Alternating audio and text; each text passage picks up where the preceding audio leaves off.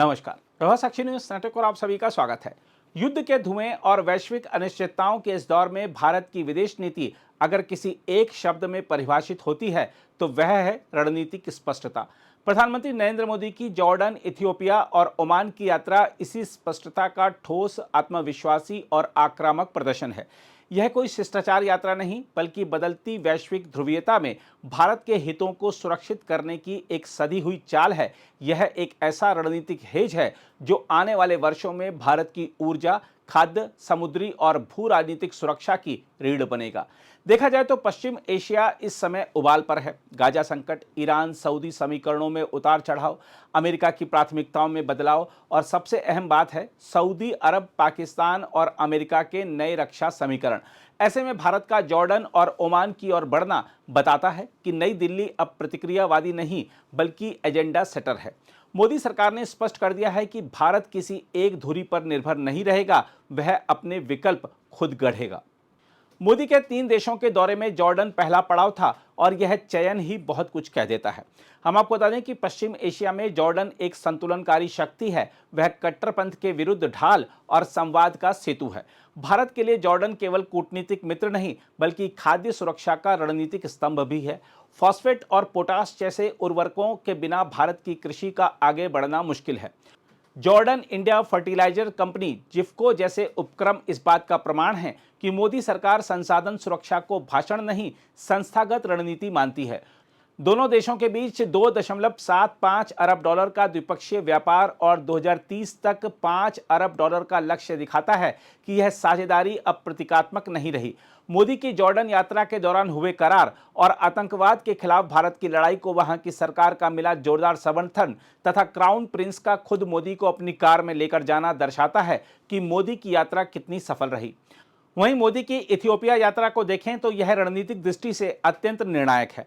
अफ्रीकी संघ का मुख्यालय, ब्रिक्स का सदस्य और ग्लोबल साउथ की धड़कन इथियोपिया में 2011 के बाद किसी भारतीय प्रधानमंत्री की यह पहली यात्रा है। देखा जाए तो यह देरी नहीं बल्कि सही समय पर किया गया दांव है। दोनों देशों के बीच 550 मिलियन डॉलर का व्यापार भारतीय फार्मा की मजबूत मौजूदगी और क्षमता निर्माण में भारत की भूमिका दिखाती है कि नई दिल्ली अफ्रीका को दानग्राही नहीं, साझेदार मानती है। यह चीन के ऋण जाल मॉडल के ठीक उलट सम्मान, प्रशिक्षण और साझा विकास का रास्ता है। वहीं मोदी की ओमान यात्रा की बात करें तो आपको बता दें कि ओमान भारत की समुद्री रणनीति का मौन लेकिन निर्णायक स्तंभ है। दुक्म बंदरगाह में भारत की बढ़ती मौजूदगी, होर्मुज जलडमरू मध्य से बाहर एक वैकल्पिक लॉजिस्टिक हब, यह सब भारत की इंडो लिटरल स्ट्रेटजी का हिस्सा है। भारत ओमान सेपा का प्रस्तावित हस्ताक्षर इस यात्रा का सबसे ठोस आर्थिक परिणाम होगा। देखा जाए तो 95% टैरिफ लाइनों पर शुल्क मुक्त पहुंच और 98% तक भारतीय वस्तुओं को राहत, यह मुक्त व्यापार नहीं, रणनीतिक व्यापार है। ऊर्जा, हरित हाइड्रोजन, उर्वरक तकनीक और खाद्य सुरक्षा, हर मोर्चे पर भारत अपनी शर्तों पर आगे बढ़ रहा है। दोनों देशों के बीच 10.61 अरब डॉलर का व्यापार जल्द ही 20 अरब डॉलर की ओर बढ़े, यह केवल आंकड़ा नहीं, भरोसे की मुद्रा है।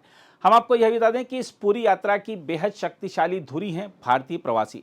ओमान में लगभग 6.25 लाख से अधिक भारतीय, जॉर्डन में परिधान उद्योग की रीढ़ बने 17,000 श्रमिक और इथियोपिया में शिक्षा जगत को दिशा देने वाले भारतीय प्रोफेसर, ये लोग भारत की सॉफ्ट पावर नहीं बल्कि लिविंग स्ट्रेटेजिक एसेट्स हैं। मोदी सरकार ने पहली बार प्रवासियों को भावनात्मक प्रतीक से निकालकर नीति के केंद्र में रखा है, चाहे वह बिजनेस कार्ड वीजा हो या श्रम सुरक्षा के समझौते।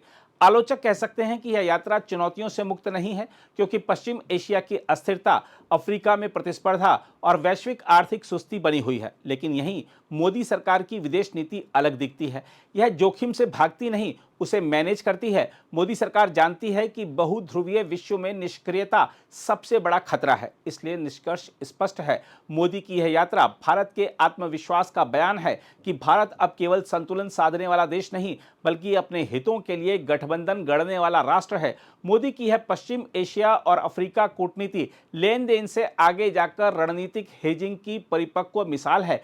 आने वाले वर्षों में जब ऊर्जा, खाद्य और समुद्री मार्गों पर संघर्ष तेज होगा, तब यह यात्रा एक दूरदर्शी कदम के रूप में याद की जाएगी जिसने भारत को न केवल सुरक्षित किया बल्कि निर्णायक भी बनाया।